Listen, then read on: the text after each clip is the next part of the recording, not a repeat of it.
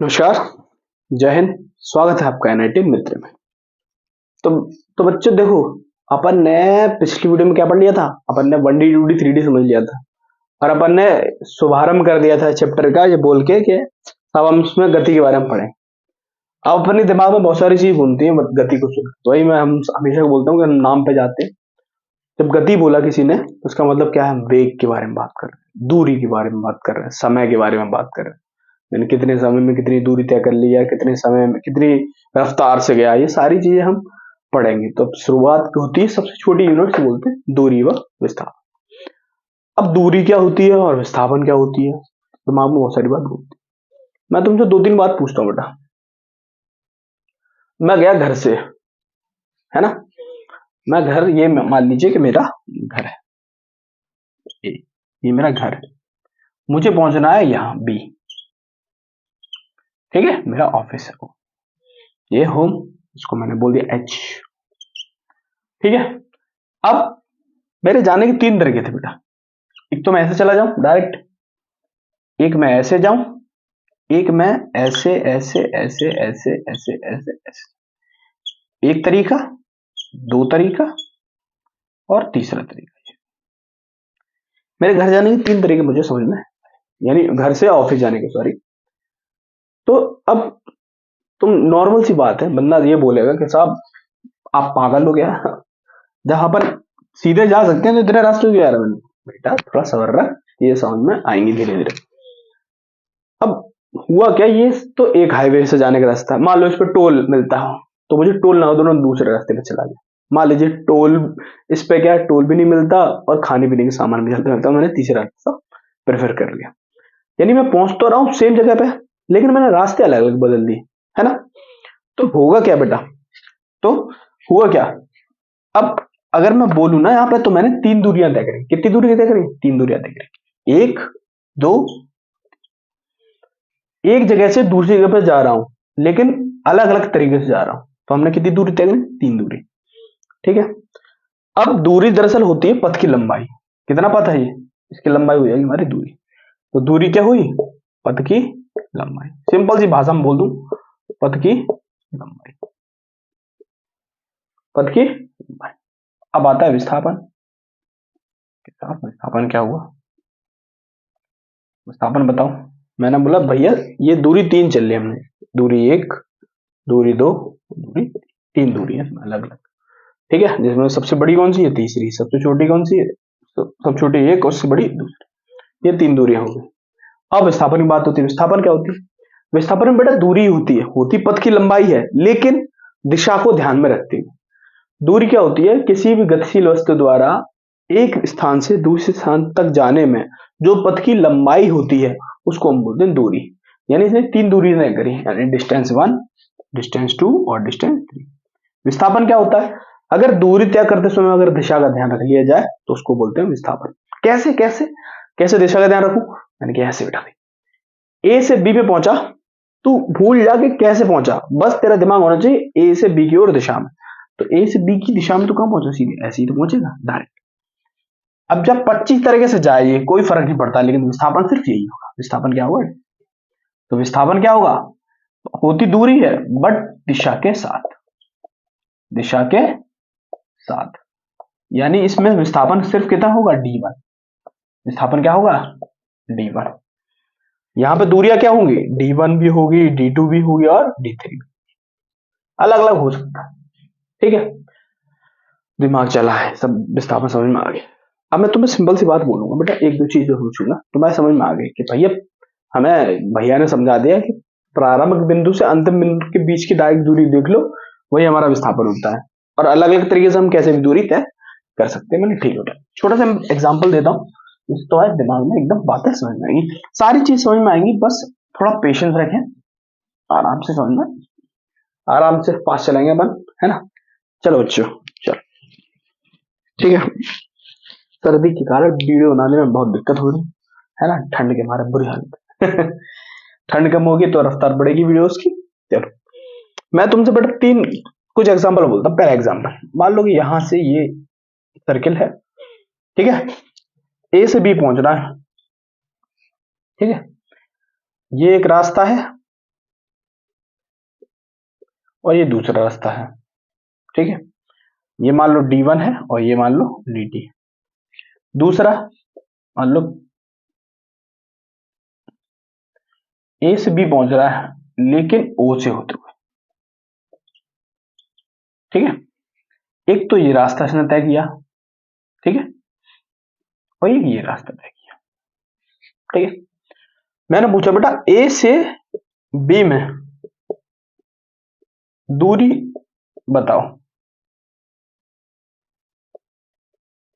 Sorry विस्थापन बताओ। बताओ, ठंड पड़ रही है और बाहर बारिश हो रही, बाप रे। ठीक है, यहां भी मैंने बोला A से B में विस्थापन बताओ। अब देखो तुम बेटा, समझदार आदमी क्या करेगा, समझदार आदमी सोचेगा कि भैया विस्थापन के लिए सर ने सिर्फ बताया कि प्रारंभिक बिंदु देखो और अंतिम बिंदु देखो, इनके बीच की डायरेक्ट दूरी को बोल दो विस्थापन, खत्म। तो इसके लिए विस्थापन क्या होगा बेटा, इसके लिए विस्थापन होगा D2, है ना। ये मान लो D1 और ये D3 है और ये D2 है। अब इसके लिए विस्थापन क्या होगा बता, इसके लिए विस्थापन प्रारंभ बिंदु से अंतिम बिंदु देख लो, खत्म। बीच का कोई मतलब नहीं है किसी से, सीधे सीधे D2 कर लिया। ठीक है, तो हमें यहाँ पे समझ में आ गया कि साहब यहाँ भी क्या डायरेक्ट ए से बी की डायरेक्ट दूरी कर दो, टेढ़ी मेढ़ी तो मतलब है ही नहीं, यहाँ से ए से बी डायरेक्ट दूरी कर दो, खत्म। ठीक है, दूरियां यहाँ पे अलग अलग होंगी बेटा, यहाँ पे ये भी दूरी कहलाएगी, एक दूरी ये भी कहलाएगी, एक दूरी ये भी हो जाएगी, एक दूरी ये भी हो जाएगी, अलग अलग दूरी, है ना। तो सबसे लंबा पाथ का क्या तय करेगा, ये वाला, और सबसे छोटा ये, सबसे लंबा ये। अब देखो तुम दिख रहा है विस्थापन सबसे छोटा पाथ है और दूरी सबसे लंबा पाथ है, तो यहां से दो बातें निकली। क्या निकली कि दूरी विस्थापन से हमेशा बड़ी रहेगी या बराबर रहेगी, क्या रहेगी, दूरी विस्थापन से हमेशा बड़ी रहेगी या बराबर रहेगी। दूरी विस्थापन में समझ में आया, एक बार रिवाइज करेंगे। किसी पथ की लंबाई को हम दूरी बोलते हैं, अगर पथ की लंबाई तय करने में हमें उसकी दिशा का ध्यान रखना पड़े तो उसको विस्थापन बोलते हैं, यानी होगी वो दूरी लेकिन दिशा के साथ। विस्थापन प्रारंभिक तथा अंतिम बिंदु पर निर्भर करता है, बीच के मार्ग पर उसको मतलब नहीं होता, लेकिन दूरी हमेशा बीच के मार्ग पर निर्भर करती है, क्योंकि दूरी क्या हो, कैसे कैसे जा रहे हो सारी लंबाई काउंट होती जाएगी ना। ठीक है, तो अगर मैं दूरी देखूं तो दूरी क्या क्या होगी, अगर यहाँ देखूं ये वाली दूरी ए से बी की दूरी, तो D1 प्लस DT दी आ जाएगी, यानी दोनों जुड़ गए, यानी पूरी पथ की लंबाई हमारी काउंट हो। ठीक है, ये दूरी और विस्थापन हो गया। इसमें एक हेडिंग और मैं आप लोग को कराता हूँ। ठीक है, इसमें दूसरी बात ये बता दी आपको, तीसरी बात एक चीज बताता हूँ कि बेटा विस्थापन दूरी जो है हमेशा कुछ ना कुछ होगी, या पॉजिटिव होगी या नेगेटिव होगी, होगी नहीं, हमेशा दूरी पॉजिटिव रहेगी, यानी कुछ ना कुछ रहेगी, है ना। लेकिन विस्थापन हमारा जो विस्थापन है वो हमारा पॉजिटिव भी हो सकता है, नेगेटिव भी हो सकता है, जीरो हो सकता है। मान लो कोई जीरो कैसे आएगा साहब, जीरो कैसे आएगा बताता। मान लो किसी बंदे ने बोला कि साहब यहाँ से चला और लौट के यहीं आ गया, तो दूरी तो उसने ये पूरा पाथ तय किया, उसकी लंबाई हो गई, लेकिन विस्थापन क्या हो गया, जीरो। तो यहाँ पर विस्थापन क्या हो गया, यहाँ पर विस्थापन जीरो।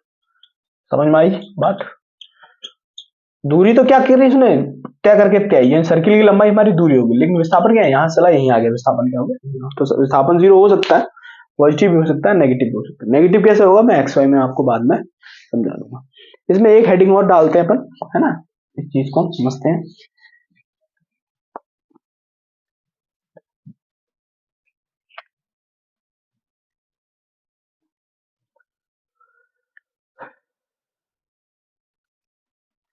है ना, एक हेडिंग और है, उसे मैं समझाता हूँ आपको।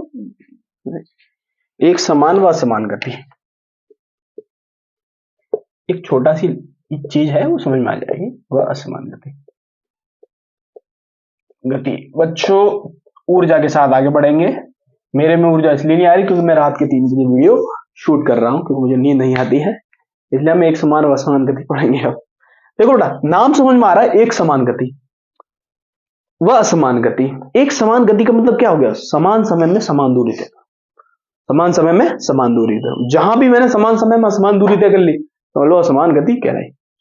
कैसे, मैं बताता बेटा, ये मेरी यहां से स्टार्ट करता हूं मैं दूरियां, ये मान लो 2 सेकंड है, ये 4 सेकंड है, और ये मान लो 6 सेकंड। ठीक है, ये क्या है, सेकंड,